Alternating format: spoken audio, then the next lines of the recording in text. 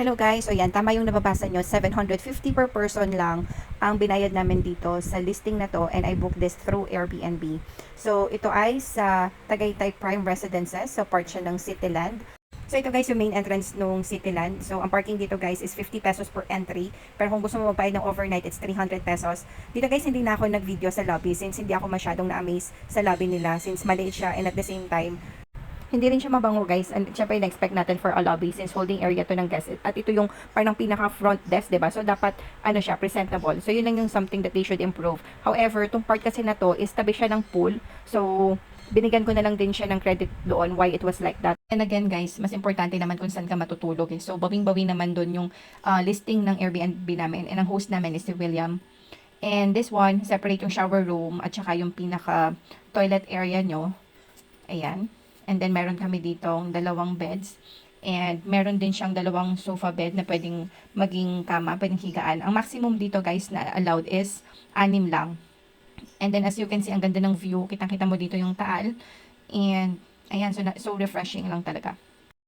So, yun guys, nagdala din kami ng aming food until tomorrow na yan. And that day guys, very thankful kami kasi walang masyadong smog noon sa Tagaytay.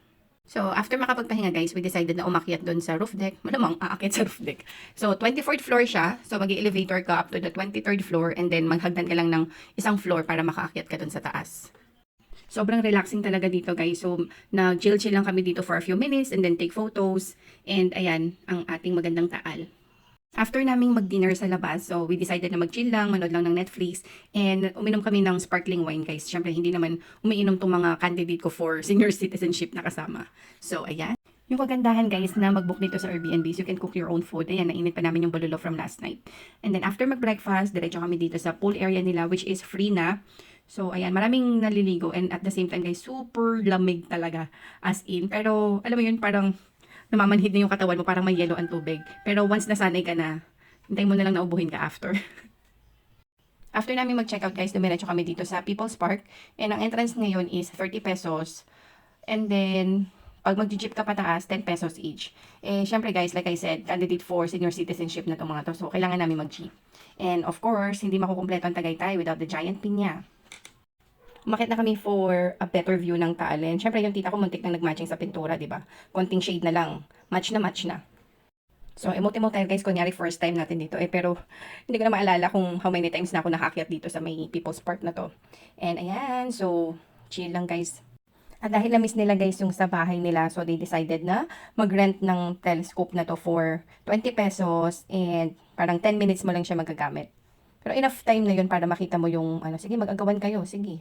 So, ayan. Nakita na nila yung kalabaw na pinapaston ng kanilang kuya. Oh, paano ba yan? Ay, walang makita. Meron na din ditong strawberry park. Ay, strawberry park.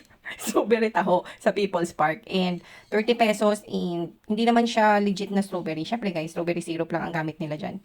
So, since malamig, so sabihin na natin i-copycat na ang Baguio, diba? And ayan na nga. Ano masasabi sa taho?